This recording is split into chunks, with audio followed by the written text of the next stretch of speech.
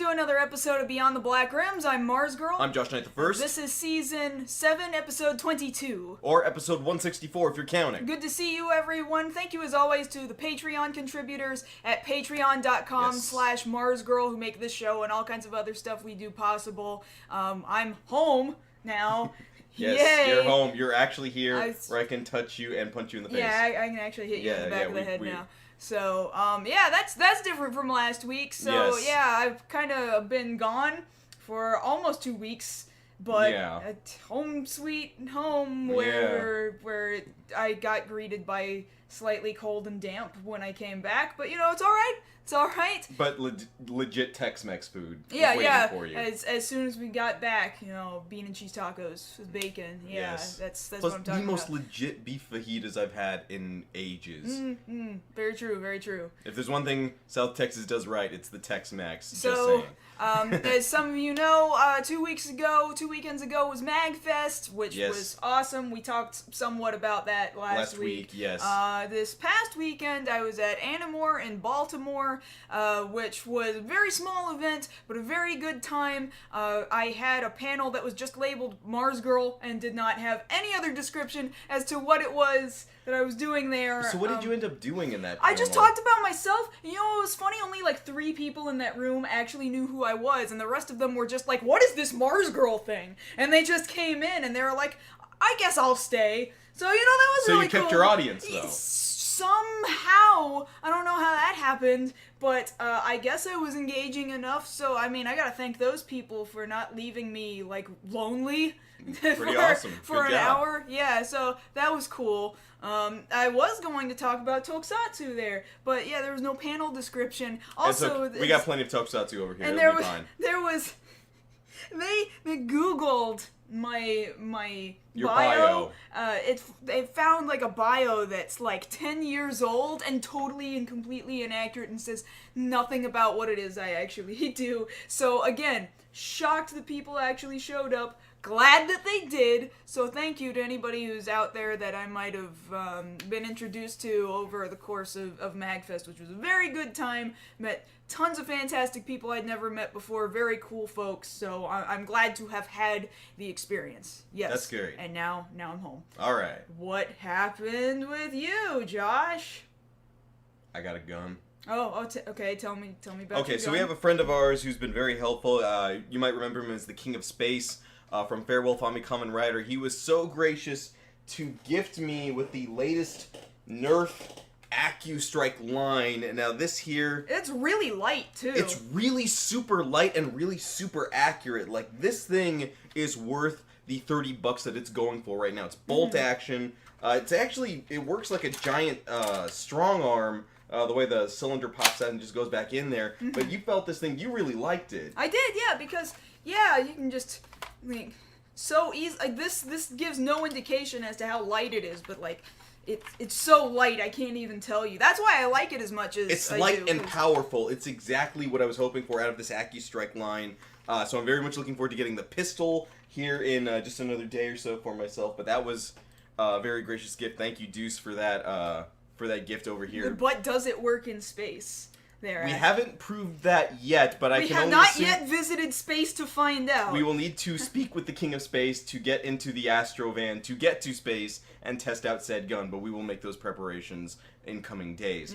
Aside from that, I did get out a new Exade replay this weekend. It took a lot longer than I thought to get it out because they actually decided to cover medicine in this episode. Actually be doctors?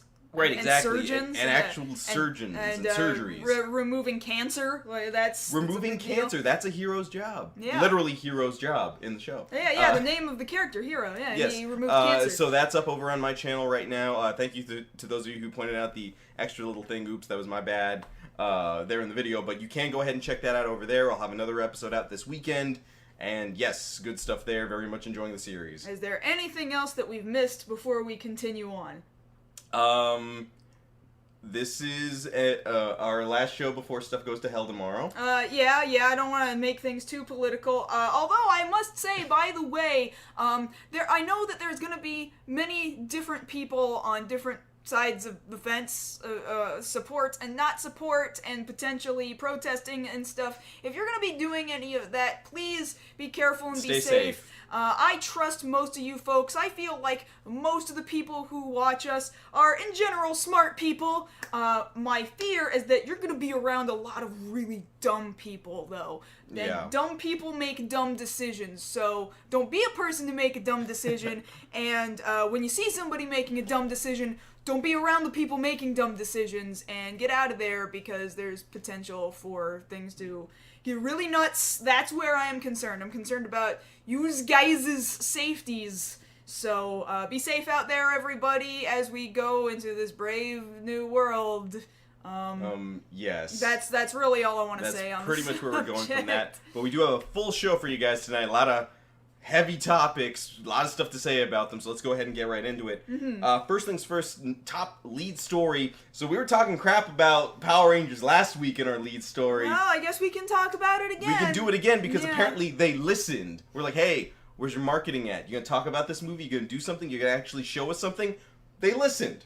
And earlier this morning, we got our second trailer. The one they should have released in the first place. The one they should have released in the first place. So we're going to talk to you guys about this new trailer from Lionsgate for the Power Rangers movie coming out in just 2 months. Tell you guys what we thought about that, comparing it to the original source material, and that whole conversation is going to happen. So secondly, the second story that'll be coming up a little later, unfortunately it was like right as our show was ending last week, but the Nintendo had their Nintendo Switch conference, and since then, this whole week has just been a whole new slew of brand new information about the Nintendo Switch, which I'm personally excited about. Not everybody is. I'm hyped. Yeah, the hype train got here, and I got on board. I'm definitely more excited about it than I ever was for the Wii U. So we're going to be talking about new information that's come out about it, information about its release date and stuff, whether or not you're actually going to be able to get a hold of one, because Nintendo sort of has, a history of not making enough available, and so on and so forth. And we got a third story. Yes, so this story we actually found out about an interesting update just before the show tonight. So it was reported earlier in the week that Warner Brothers was seeking to buy the rights to the live-action adaptation over here in the States of Attack on Titan. That has since seemingly been debunked. Granted, we did not know that until it was almost time to go. But the conversation is worth having because it is only a matter of time before someone buys those rights. So we're going to have that conversation about what would happen if we did get Attack on Titan over here in the States as an American-made movie. Which I think could be a possibility. Very much so, I think it could be done, but how could it be done? We'll go ahead and talk about that. But before we get to those main news stories, we do want to go ahead and talk about follow-ups as usual.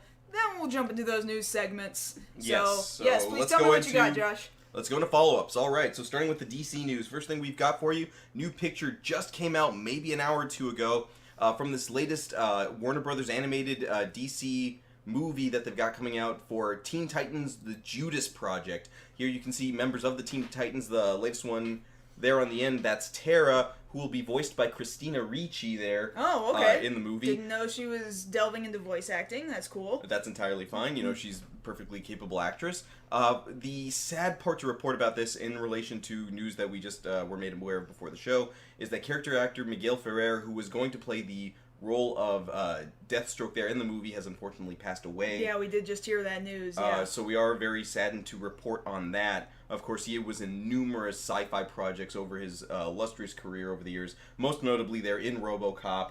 A lot of people remembering him for that role there. So that seems that this would be one of his last roles that he did. So for that reason, I am more so invested in wanting to watch this particular animated movie. Right, of course. Thus far, though, the Justice League movies that they've put out since Justice League War and On have been very good at doing this new kind of new 52 sort of look to everybody's costume.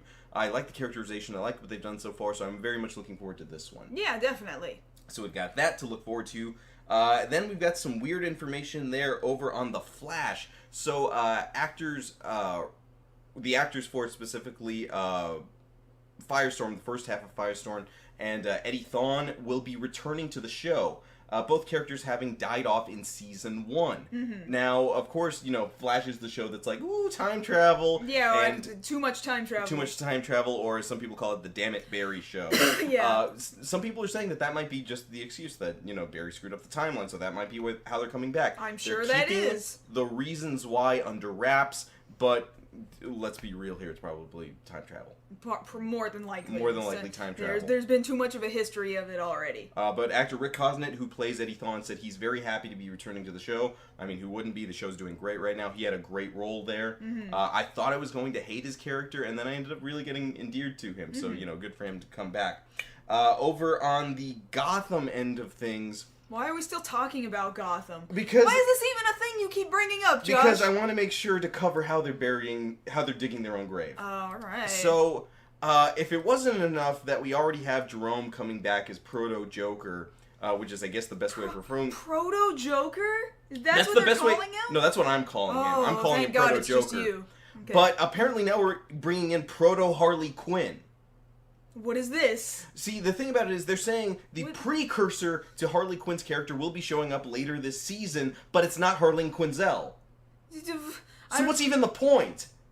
I don't know, Josh. Why don't you tell me? No, because you were the one that keeps bringing up stupid old Gotham. Why don't you tell me what the point is? Really, I'm bringing it up so I can crap on it. That's the only reason I bring it up anymore. Okay. So we've got that as well. Over on the gaming portion of the DC Universe, we've gotten a new trailer for Injustice 2, the sequel, of course, to the Injustice fighting game that came out a couple of years ago. We were taking a look at that, looking at this apparent storyline that they're building from the last game, of course, from an alternate dimension Superman who is taking it upon himself to take out the Joker and then kind of, enslaving humanity, which has been covered in the comics before, but it seems that they're building off that into these other different parts for these other characters. They're bringing in Darkseid, who is a pre-order bonus. I don't know that he's enough to make me pre-order bonus for this game. I do want to play it. I just don't think that one character is enough. Well, dang pre-order... That's the world we live in is, buy the game before you know whether or not it's good. And no, to me, Darkseid wouldn't be... unless Darkseid was, my jam... right, exactly. That's so not gonna be enough for me. So I don't think he's enough of a draw. Okay, so let's move over to some Marvel news. So over on the movie end of things, specifically the Spider-Man animated movie that's going to be directed by Chris Miller and Phil Lord, they have confirmed that the lead for the movie will not be Peter Parker, but will be Miles Morales. That's pretty good. It's pretty good. That's I kind great. of wish he could get a live-action adaptation, but, maybe in the future, since now we're exploring him in an animated space, then perhaps... in the near future, we can put him into a live-action space also. Right, because we've already seen him in Ultimate Spider-Man on Disney XD, but now we're going to see him in a wide-release movie. Right. Now, admittedly, this does seem like they're acclimating people to the character, because from reports, he's not going to be wearing his traditional black and red costume. He'll be wearing more blue and red, like Peter Parker. So I get that they're probably doing that so people can start to get used to him. That's probably okay. Yeah, that's fairly safe. I wish we lived in a world where we could just launch into him, but we don't yet. But we'll get there. But we're building it. We're building it. We're totally building it. Yes, absolutely great decision there on Marvel's part. Over with Guardians of the Galaxy, we've heard from Karen Gillan saying that her character Nebula will be delved into a lot more in this coming sequel, Guardians of the Galaxy Volume 2, but she's also let loose this little bit of information that she will have a small part in Avengers Infinity War. So no word yet on how big that is, because of course, because it said small. Well, and also they've got those Disney snipers on you. Yeah. If you give out too much information, you're dead. So we don't know if it's just a cameo or if she will actually help out in the giant war against Thanos. But she's there in some form. She was at least allowed to say that. That's cool. That's good to know. Yes. Tell me something new. All right, so moving on to some other news here. We have some bad news, good news going on here for Star Trek Discovery. First bit of news is that they've delayed when it's going to air again. Now they have a reason here. No, there's no good reason anymore, Josh. No. Well, what they're saying here is production on Star Trek Discovery begins next week. We love the cast. Wait, it starts production next week? It starts production next week. But they're saying they're flexible on the launch date if it's what's best for the show. I thought they were already in production. No, they're starting production. Oh my Jesus, no! They've been casting up till this point, which is the good part. We have the addition of actor James Frain, who has been on Orphan Black, in the role of Sarek, the father of Spock. Cool. I'm just concerned about the thing as a whole. Well, at this point, it's not bad. If they're willing to make the delay to make a good show, I'm fine with that. I'd rather them do that than rush out a crap show. But this tells me that they have not had their act together at all throughout the course of this production. I haven't been that worried about it, to be quite honest. I think they're going to be able to be pulling this off for CBS in this new era where we haven't had Star Trek for quite some time. I think it's best to invest in the story from the ground up and let them have the delays now. Coming from someone who's deep in fandoms that are steeped in delays, I don't agree with you. You know what? When you phrase it that way, I get it. Yeah. I totally get it. I just don't agree. Okay, so let's move on to some other news. Some interesting news here stateside. We have confirmed that Gen Urabochi, who of course was the writer for Kamen Rider Gaim, Madoka Magica, and is also Magica, and is also working on this new Godzilla animated full-length movie, will be a guest at SakuraCon here the States. So perhaps, since he's starting to talk more about the Godzilla project, perhaps more tidbits will come out about that. In addition to that, we actually have a bit of casting information there for the Godzilla movie, if my computer would load. We have a few cast members having been announced, such as Mamoru Miyano, who we would know as the voice of Ultraman Zero there in Ultraman X most recently. Tomokazu Sugita, who's been in a lot of things as well. So the cast is starting to be announced. Hopefully we'll be getting more information about that animated Godzilla project in the coming months. That has the potential to be terrifying now. Exactly. I want a terrifying animated Godzilla movie. Yeah, I'd be very interested in it. The only other animated Godzilla stuff I can think of is like whatever that... The R2 cartoons that we got, like, way back in the day, first Godzilla 2000, and then before that, whatever the one was that had Godzuki in it. Oh, down from the depths, 30 stories. Yeah, you know that one. Yeah, that one. And Godzuki. Yeah, that one. Yeah, again, bring it on. I want to see it. Okay, some happy news to bring up here from the world of Hellboy. So Guillermo del Toro took to Twitter yesterday, putting out a poll saying if he got at least 100,000 responses of... mind you, this was the poll that he put up. Would you like to see Hellboy 3? Vote yes or hell yes. I voted hell yes. And he said if he got to 100,000, more than likely hell yeses, then he would sit down with series creator Mike Mignola and actor Ron Perlman, who of course loves playing the role of Hellboy since the last two movies, and said he would have a legitimate talk with them. He has since hit and passed that number. I don't see why he thought he wouldn't hit that number to begin with. I think he just needed to, like, prove it on paper that it was wanted. You want to go ahead and show that to a studio, like, people are out there and they're hungry for the third movie. I'm hungry for it. He's hungry for it. Ron Perlman's been hungry for it. He's been waiting there in makeup all these years. Oh wow, that's pretty hardcore.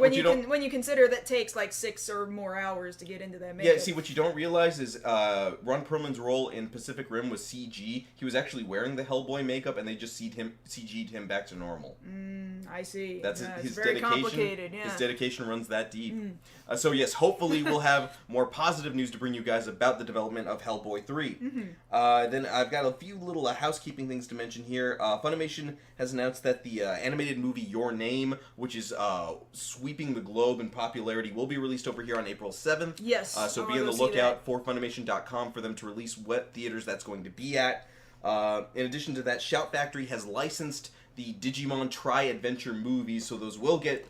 those to be expected. That's to be expected. People are going to be buying those up immediately, so Digimon fans get on that. We also got a new trailer for the Space Squad Gavan vs. Deca Ranger. They're from Toei. Now we're going to the tokusatsu news. It's nice to see the two teams together again. Now, mind you, these are properties that have kind of been around a while. You know, it's been several years, over 10 years since Deca Ranger. It's been about, give or take, 3 years since the last Gavan movie. But people want this. People want these two properties to cross over again, since, you know, Super Sentai and Gavan have worked together before. Looking at the trailer, looks like the action's good. I'm glad to see Matt Gallant back with an updated suit design, so this looks to be very much worth your money when that comes out. We also have a teaser out for this Cho Movie Tyson or Super Movie War that's going to be coming out in March, showcasing different Super Sentai members fighting different Kamen Riders. Now, most of the Kamen Riders are shown in their final forms, but there's a few questionable entries in there, like Kamen Rider Zolda from Ryuki. Okay. Like, why is he in there? I don't understand why you would show him. It does seem that they are confirming that Den-O is a big part of the movie, since he's shown there several times more than any other Kamen Rider.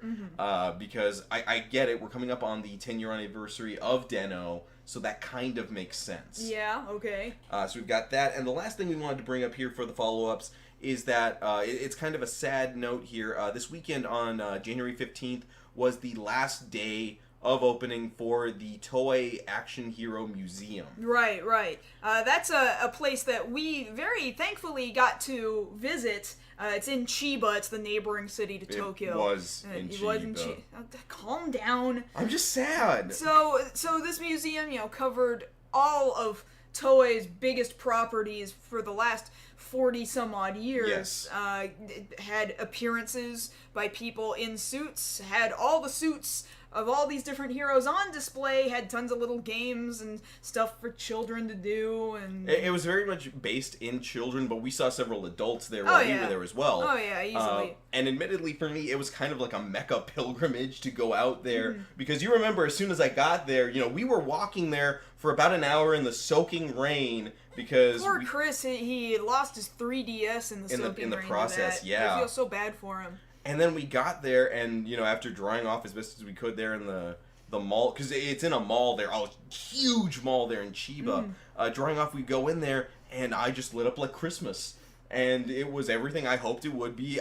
We got there maybe an hour before it closed, so we did kind of have to rush a bit. Yeah, the lady behind the counter was like, "Oh, we're closing in like an hour," and we're like, "That's fine. That's fine." I waited for a very long time to come in here, and I was there, and I was looking at all these suits that I had been, eyeballing for so many years, and they were just right there, close enough to touch, but I respect them, and I'm not going to touch them, but I wanted to. And, there was this little children's section in the back where they just leave out all the really expensive toys that Bandai always sells. And we're just like, all right, guess we'll play with them now. There's no kids back here right now. Yeah, like I had, I would like to see how a Genesis driver works up close. Like, yeah, I'll do that. But hopefully, the idea is that they will eventually reopen it or move it somewhere else, because there seem to be a lot of people, especially over this last month.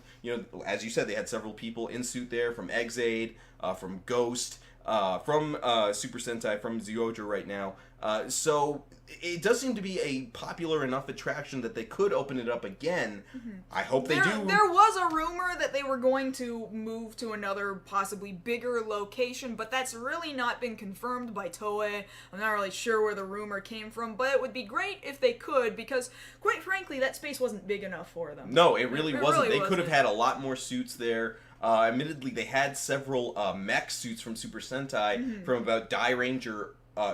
from Zyuranger on, and they could have had a lot more. I know they do in some other parts of the country, but really my hope is that they open it up again so I have another excuse to go back and fanboy. Yeah, well, we're gonna go back and fanboy over similar things in the near future anyway. Well, yeah, there's still other museums and other pilgrimages to take. There's still the Ishinomori Museum. There's still the Ishinomori Museum. There's the Kyoto Park. Yeah, where they also have a lot of stuff there. So hopefully, this one though, it was my first, so I want to relive it again. Yeah, of course. Next time I go back there. I hope it does come back. So, we'll need to go ahead and move on. Actually, we are moving into Power Rangers. You gave me this picture, and then you never did anything with it. Oh, that's right. So we can talk about this as a lead We'll relate that back in. So, this does relate back into talking about last week's lead story. So, we were talking to you guys last week about how we were wondering, Saban Brands, what are you guys doing with your marketing for Power Rangers? What exactly is it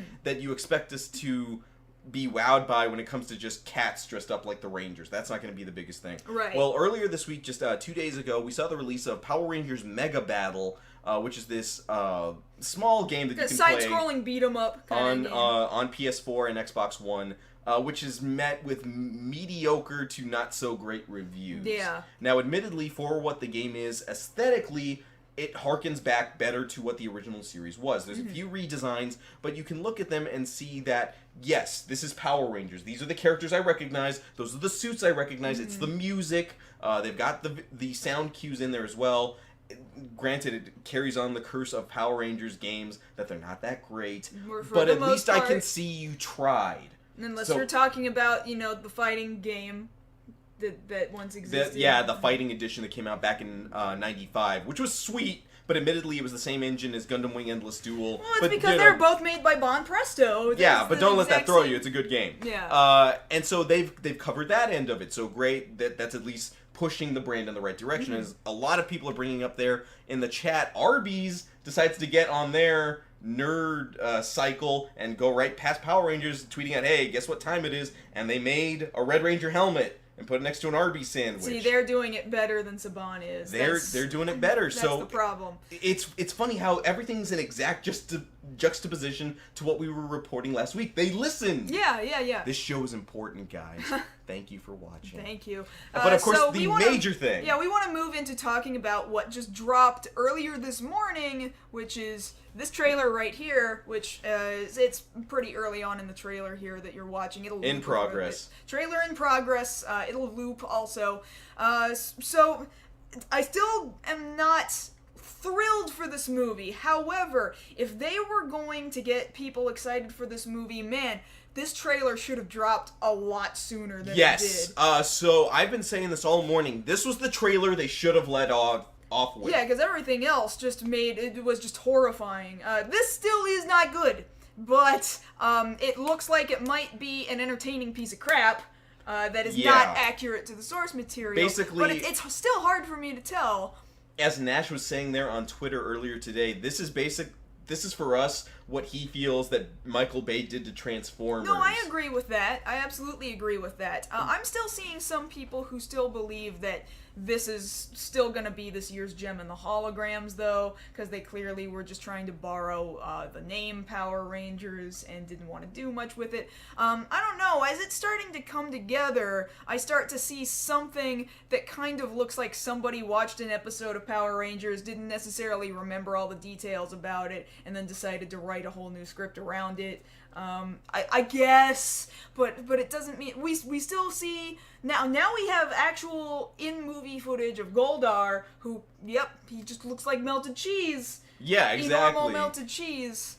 It's Velveeta Dar. It is Velveeta Dar. We see moving footage of Rita in her black costume. In the black costume, and then we finally have exactly what I was asking for. When are you going to show the Zords? When are you going to show a fight? They listen. 2 months before the movie 2 months drops. before the movie, yeah. So that it helps, but it might be too little, too late. That's what I'm wondering whether or not it is. Now, admittedly, because I get the feeling that a lot of this wasn't even freaking here until recently. Because I bet this was a different movie until recently. I bet they were testing it with test audiences, kind of like what I was saying last week. And the test audiences are all like, "Oh, I don't know about that." And then they're like, "Aw, crap, we have to make a movie that people will actually watch and enjoy." And I bet there's reshoots that we just didn't hear about. I bet there's re-edits that we just didn't hear. I bet there's a completely different cut of this movie that exists. That's entirely possible, but looking at this from what we've been given, now admittedly, the first 2 lines of the trailer had us like, oh my god. Yeah. Because the first thing they say, I believe it's Jason's the one that's saying it. Look, we don't really know each other. You guys knew each other in the original. You guys are best friends. I don't know why you felt you had to change that, but fine. We're all a bunch of screw-ups. Yeah, so why do I care? I don't care about a bunch of screw-ups. Why are you guys screw-ups? Why does that matter? I know they want to make these characters humanized and relatable. I don't relate to screw-ups that much. That's not to say I've never screwed up in my life. Right, that's the same thing to me, but it's kind of the same thing I was saying before, where the original characters were people you wanted to emulate, whereas these people don't look like anybody I would even remotely want to talk to. I heard as characters. Now, another thing that I heard one person say, "Oh, I liked this, but quite frankly, I hated this," was as you see in the trailer, the characters jump into that pool of water, and they got the glowing color underneath them. Yes. And the Asian guy is now the black is now Zach is the Black Ranger, and the black guy is now Billy who's the Blue Ranger. And so Zach says, "Hey, I'm black," and Billy's like, "No, you're not." So despite the fact that they've changed up the ethnic thing so that the black guy isn't the black guy, they still had to make a black guy joke. Yeah, like, you still had to point it out, which. Why was like that some would necessary? argue, like, oh, well, that's our tongue-in-cheek way of addressing it to begin with. But did you have to? Yeah, was that really necessary? Like, we could have passed over. Like, admittedly, as a kid, when the show came out, I was innocent enough at the time to where that reference completely flew over my head that the Yellow Ranger was Asian and the Black Ranger was the black guy. Now, granted, we've grown up, and it's like, okay, that's kind of not that great to do. But at the time, it didn't really matter, because to your audience, who's primarily watching, they're kind of innocent enough to not think about that. That's just, oh, that's a character. He's the hero. She's the hero. I don't care. But here, when you know what you're doing, then it's purposely poking at the racial portion there. So, and then people are bringing up commentary about this line, "pee in the cup." Which character was it? For Trini. Trini, for some reason, I guess it's her mom or some other adult figure, is asking her to pee in a cup. Like, what? Do they suspect that she's a drug addict? Is she a drug addict? Like, she had the cup ready. Does she have drug problems, or does she have suspected drug problems? Like, I don't really feel like these are not heroes I want to relate to. I don't feel like I relate to them at all. Because it's one thing for your parents to not believe your crazy story, but the fact that I'm assuming it's her mom, had a pee sample cup at the ready tells me, yeah, they suspected it, they had it ready, they probably think she's doing something. She might be in this movie, who knows? They're trying to edge it up, which was the thing I was against to begin with. We've got dudes on house arrest, we've got somebody who might be on drugs. I can't even with this. Like, this is the big budget adaptation of Power / Rangers at that point. And now our Rangers swear, so... Yeah, now our Rangers swear. And I know somebody out there is like, yeah, that makes them more adult and edgy, because now they use actual human swearing language.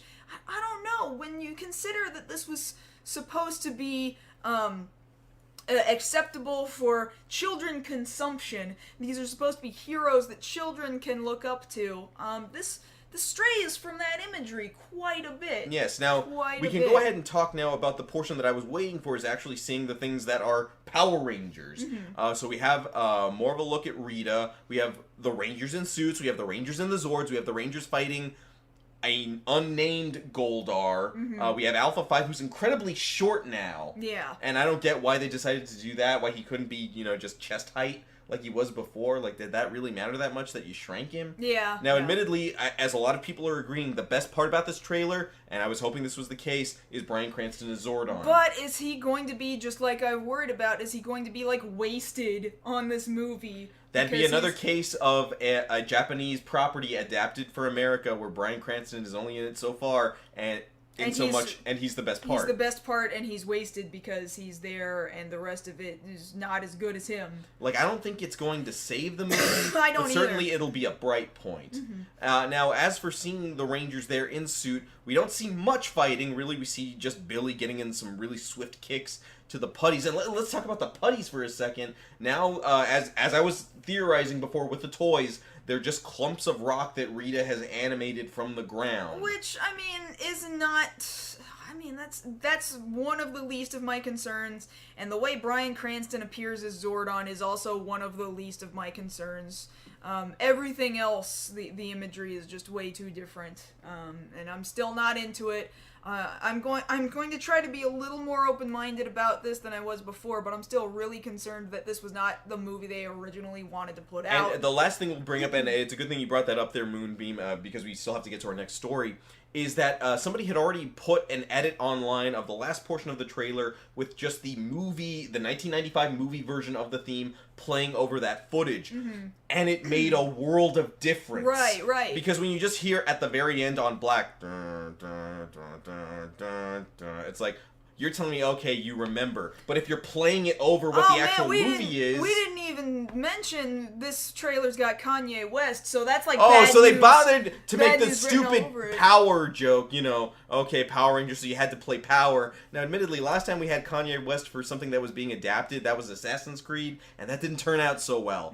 So here you decided to go for the low-hanging fruit and use Kanye West here. I don't think that was the greatest thing to do. No, I do not. And then they had the go on the screen. That was the thing they did. Yeah. Remember, it's like the theme song. That's a thing you're supposed to remember, and you're supposed to automatically think that's awesome because nostalgia.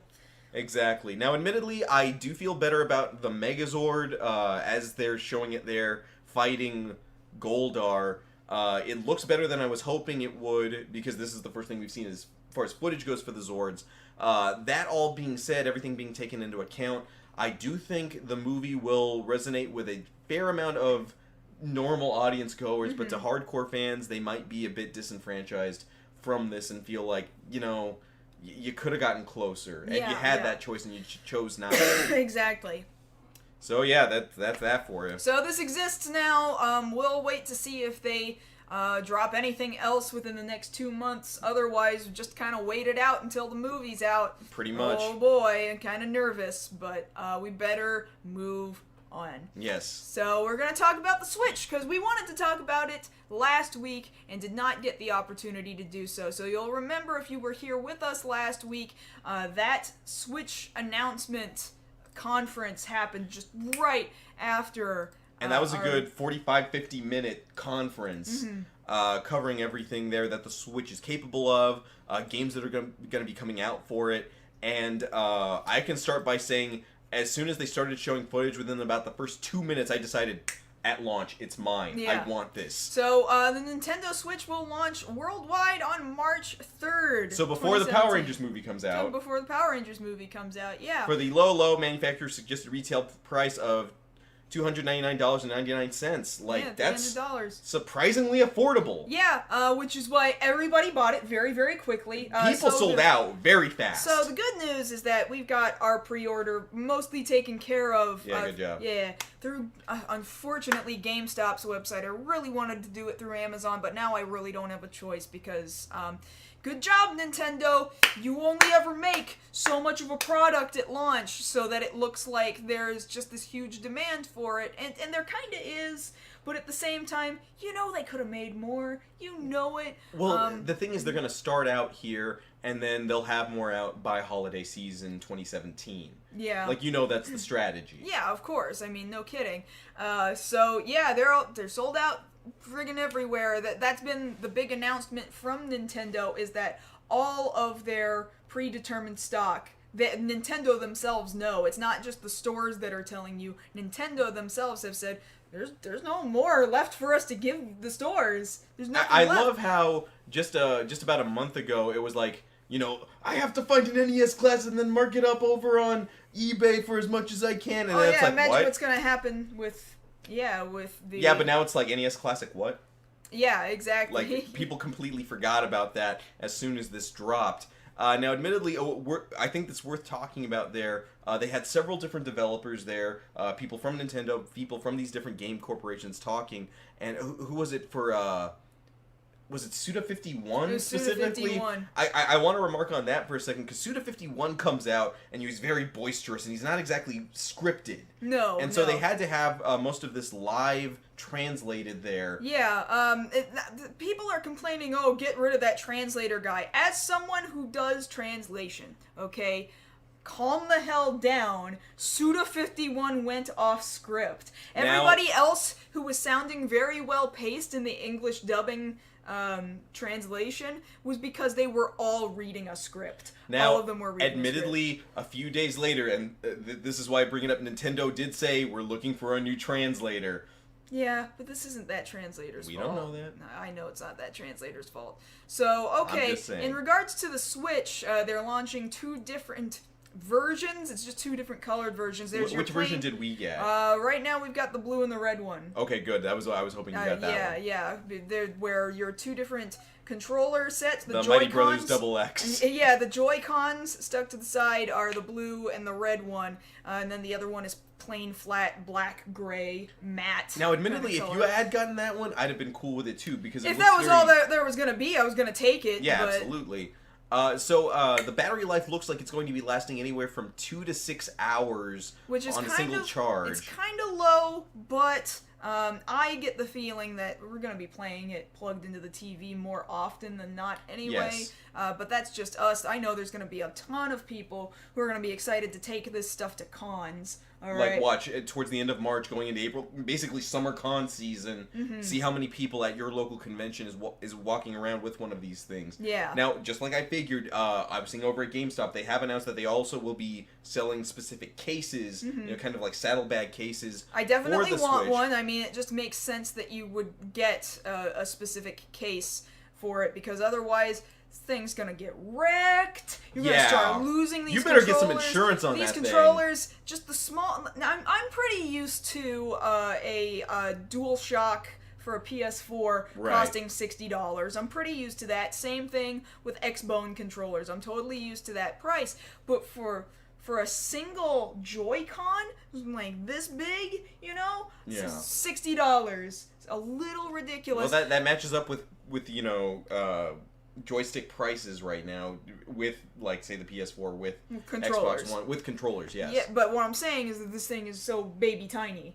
Now, the only reason why I would say that maybe it's warranted is because, take for example, they're going to be releasing Just Dance 2017. Just Dance 2017 is going to be a launch title, but on the... You wonder, because a lot of these other dance games, take for example for Xbox 360 or Xbone, required the Kinect, so it required a camera, or the Wii, it required the motion bar. So how does this work? Well, it turns out the Joy-Cons have motion cameras in the controllers. I have to assume that when you launch the game, it's going to require you to calibrate it before you launch it, like hold it upright or something so that it knows, okay, well, when it moves like this, we'll be able to tell you're moving and doing what you need to be doing.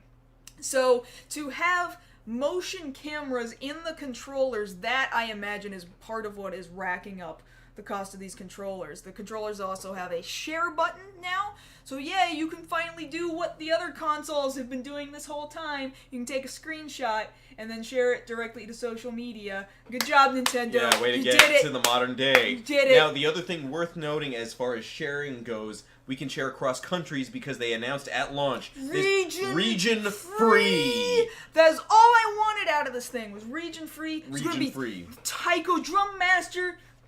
They did announce they're going to have a Taiko Drum Master, yes. Which also means that they did say Bandai Namco will be developing for this system. If they can get out the next iteration of Kamen Rider game for this system, then I can play it at launch right away. I promise. I don't have to worry about that, like with the 3DS. So they're re-releasing Mario Kart 8 as Mario Kart 8 Deluxe, which sounds kind of cheap, but at least they've also added in the versus mode that you used to see in, like, take for example the original Mario Kart for Super Nintendo. So you got like balloons that you're trying to burst off of other drivers and stuff. They've also announced Splatoon 2. I don't know why they didn't go for their own low-hanging fruit of Splatoon. Right? Why? That was a missed opportunity. What the hell, Nintendo? Yeah, I really don't know. When you compare the size of the Switch to the size of the Wii U's game controller, they're almost the same size. The Switch, the entire console, is like this much smaller. I imagine it's about that much lighter, too. It's not going to have Street Pass. It's not going to have Miiverse. They're almost abandoning Miis. Almost. You can still make a Mii that is, like, local to your game console and is attached to, like, your username on the console, but otherwise Miiverse and Street Passing is pretty much dead. After all, this is not a 3DS, so it's not Street Passing. They're moving away from it, and they're saying they want to move towards communicating with people on the social media that we already use. They don't need to make their own social media. I get that decision. I totally get it. Now, admittedly, we also got a new trailer for Legend of Zelda Breath of the Wild there, which was very sweeping. Looks really serious. Really cinematic. Super serious. More so than any other Zelda game I've ever seen. Zelda's voices, like, she's so pained. Yeah. And I'm like, man, I've never heard Zelda sound like this before. And admittedly, I'm thinking to myself, like, man, I really want to hear what happened 100 years ago. Like, this is the Zelda title that might actually get me to play a whole game. Oh, yeah, possibly. Storage capacity, they're talking about 32 gigs of internal memory. That's really not all that much. However, you do have micro SD cards that can be added to it. Nintendo says they're adding the capability of being able to read up to 2 terabyte micro SD cards. 2 terabyte micro SD cards don't exist yet, but Nintendo says that when they do exist, they'll be compatible. They'll be compatible. I don't know how they know that. Maybe they're making their own. I don't know. If they do, they'd corner the market. Yeah, I imagine they've basically cornered the market. I'm kind of surprised at just how many buttons this tiny-ass Joy-Con friggin' has on it. Like I said, there's the motion camera, Z left and Z right buttons. Like you've got shoulder butts. Yeah, you've got 2 pairs of shoulder buttons, and then these other side buttons, and then sync buttons on both sides. You've got directional buttons. You've got right joystick and left joystick, and the capture button. There's just buttons all over these things. Plenty of stuff they can do. So yeah, these are some of the major things. We've got a pretty good list of the games that we're going to be expecting over the course of the year. So on launch day, you've got Zelda Breath of the Wild, yes. 1-2 Switch, there's a Skylanders game coming, like I mentioned, Just Dance 2017, and Super Bomberman. That doesn't sound like a lot, but when you remember that the N64 only had like 2 or 3 games on launch day when it launched, it's kind of par for the course or a little bit better. And then the last thing worth noting there, because again we got to get to the last story, the biggest thing to cover is the announcement of Super Mario Odyssey. That looks really interesting to me. Kind of creepy in some places, kind of bizarre, but really interesting. So that's Mario in the real world. In some places, it's Mario in the real world, and all these street names are named after like Donkey Kong characters and stuff. And then for some reason, Mario's hat has eyeballs. I don't really understand that. Mario's hat is sentient now. Mario's hat is sentient, and it gets flung like a boomerang. So that's cool. And oh boy, we get to welcome FIFA to the console, because that's what Nintendo needed, was soccer. Sure it did. Sure. So there's so many other things we could talk about in regards to the Switch. I'm super excited though, because next weekend, not this upcoming weekend, but the next weekend on my birthday, at on PAX January South. 27th, here in San Antonio at PAX South, I'm gonna be able to get our grubby little hands on the Nintendo Switch, because they've got a station over there at PAX South. I'm gonna be waiting for it all freaking day long. That's all I want to do on my birthday. You're gonna fight a fool for it. Yeah, it's my birthday. Don't I deserve to touch the Switch on my birthday? You want to touch the Switch? I want to touch the Switch. You're going to touch the Switch on your birthday? Yeah, I'm going to switch. Oh, don't do that. Did you just use that as a transition? I just did that thing that they did, because they made it a thing last week. Now we switch to this story. Oh my god. See, if I had done that, you wouldn't have let me slide. You're right, I wouldn't have. I would have hated you. Okay, so let's go ahead and go to our last story here. Revolving around this story that was reported earlier on in the week regarding WB courting the rights to the Attack on Titan live-action movie. Now, admittedly, earlier last year, we did get both Attack on Titan movies that were released in Japan over here in the States, thanks to Funimation. They are both now available at your local Walmart for about $17, give or take.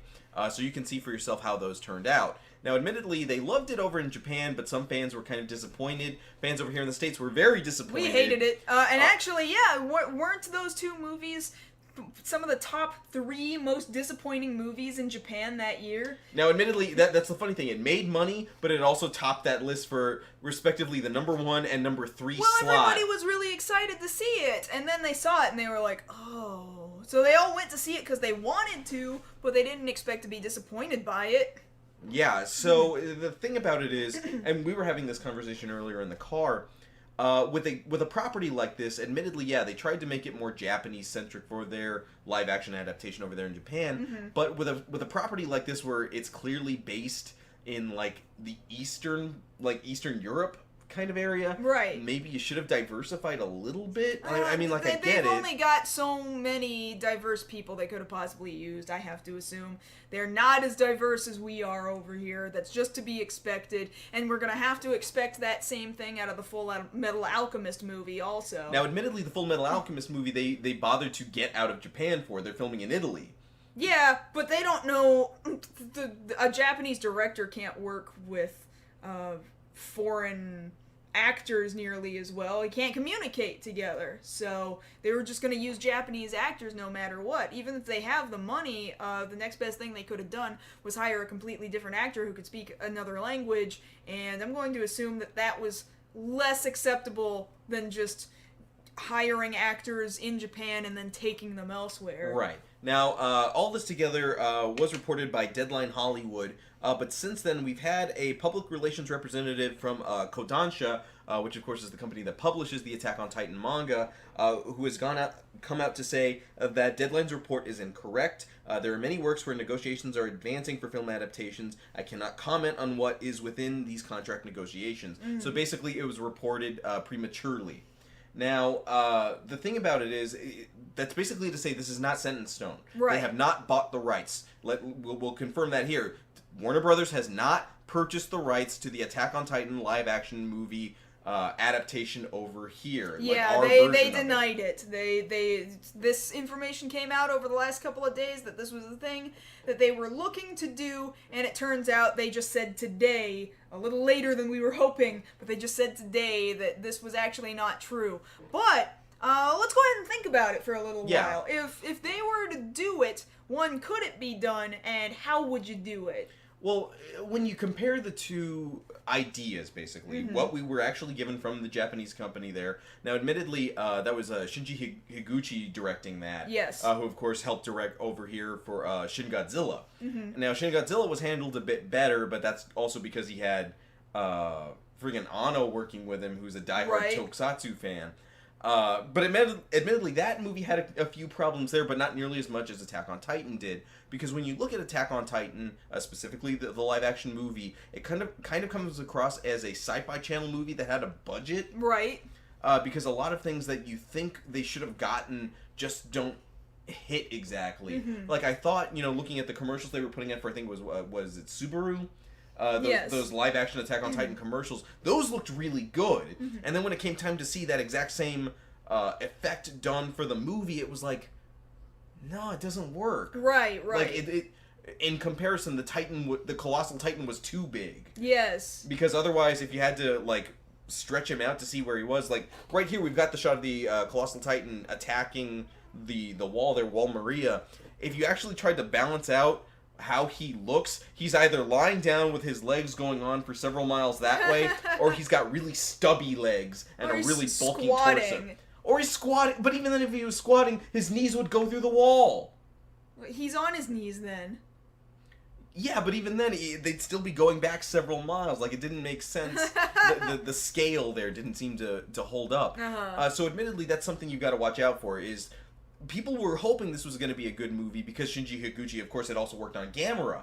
And you were thinking he was going to bring those sensibilities in here, and some of it made sense, but if you're not paying attention to scale, if you're not paying attention to the way you're marrying the two things, the actors there in front of the green screen with your effects, it's not going to hit. And that's what we said. There were several times where we were audibly groaning at the effects where we were like, where you could just see, like, you thought they were using puppets sometimes, and they were at some points, but like, and typically I would prefer practical effects to CG effects, but like these two things did not go well together. The scale this looked so early special effects, like 1950s to 1960s kind of special effects that you can tell they don't actually belong on the same plane of existence. Right.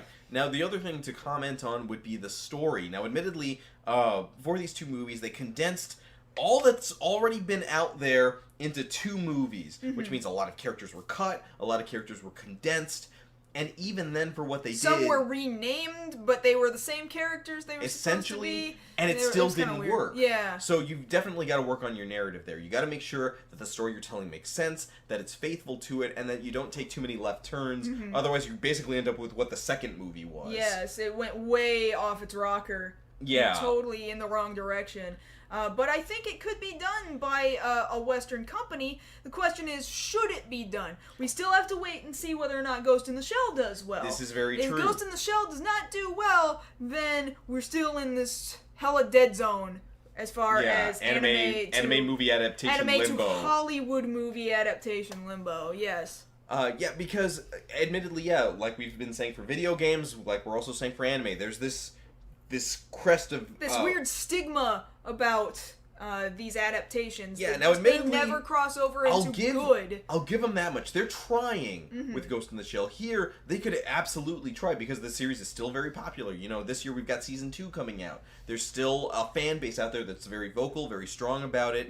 But as far as we can tell, they're still courting the rights. Right. And if there's enough of a decision on WB's part, like, you know what, yeah, let's move forward with this, DC ain't helping us, they could totally do it, but you want to make sure you're doing the story right, you've got your effects right, and then beyond that, as far as faithfulness to the show, don't change it up too much. If there's one thing the movie got right, the visuals. The costumes looked natural enough to be like, yeah, they would be wearing that. I don't disbelieve that they're wearing the 3D maneuver gear. Right. So that's fine. They'll have the luxury of being able to go to different sets instead of just shooting in one area like the Japanese version did. So there's a lot of things that can be improved upon, but if you don't take care on those little things, then it's not going to be for anything.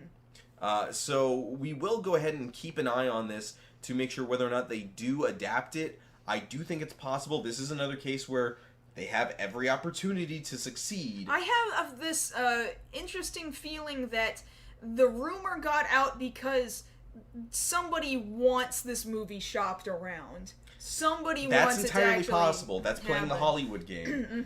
You know, you leak stuff on purpose to see what happens. You know, Guillermo tweets, hey, you guys want to see Hellboy 3? Ryan Reynolds, he leaks out the Deadpool footage. That they're not saying he did it, but he's one of the 5 people who could have done it. And then, you know, Deadpool gets made, and then we've got the sequel coming up. Yes. So that's entirely possible that that's the purpose of the leak. Is that, you know, they want to gauge interest, see how many people would actually come and see it. Or see what studio would be interested in actually buying those rights. Right. So that's entirely possible that we've got that end of things to look at, whether or not it was a marketing tactic. But that having been said, nothing's worked yet. Nothing is, you know, there's no ink on paper yet. But it's entirely possible for a company like, you know, legendary Warner Brothers to do that, to make this adaptation come to pass here in the States. I would prefer they did, if only to get the taste of the Japanese movie out of my mouth. Yeah, that was pretty bad. Usually Japan can handle their own properties pretty well, but they did not this time. One of the few times they did not do so. Yeah, because you've got your scale there. You've got your Rurouni Kenshins. Yeah, those were very good adaptations for the most part, and then you've got, like, Gatchaman. Gatchaman was pretty bad. Casshern, which people enjoy Casshern, but for different reasons than not because it was accurate. Not because it was accurate. No. In some cases, not even because it was a good movie. But yes, we will keep you guys posted on this. Maybe. We'll see what happens. We'll see what happens. It'll definitely come up in follow-ups in future episodes, I'm sure. So this would be a good time to wrap stuff up, huh? Let's wrap it up. Yeah, so I think we've only got a couple episodes left in the season, 2 episodes left. Like 2 episodes left, so we'll do one next week and the week after, and then we'll take a break, so I hope you guys will come out. Basically, we're taking February off for the most part. Essentially, we're going to take February off. For right now, thank you guys so much, once again, for having come out to be with us. I'm glad to be back in my own home, not having my arm cut off to reach over here and like touch your laptop and stuff like that. And I'm glad to see all of you still here as always. If you're here with us live, please stick around for the next half an hour so that we can just do Q&A time with you guys. Maybe we can talk some more about the Switch. I think that would be great. I'm excited about that. I hope you guys are too. And if you're not here with us live right now, that's okay. Thank you for watching all the same, but you gotta get down here on Thursday nights at 9 p.m. 2 more episodes this season. Come on out. at 9 p.m. Central, so that you can actually participate in the Q&A portion, because otherwise you don't get that opportunity, and you don't get to talk to these cool folks who are very happy to talk with one another, happy to talk with you, and happy to talk with us after the show. Yes, and of course during the week you can always find us over on social media, on Twitter. I'm at Josh Knight First. And I'm at Mars Girl. And that having been said, that's been tonight's episode of Beyond the Black Rims. We'll see you guys again next week. Alright, thank you everybody. We'll see you again after these messages. Yes. Danny is a young sci-fi writer living in the UK.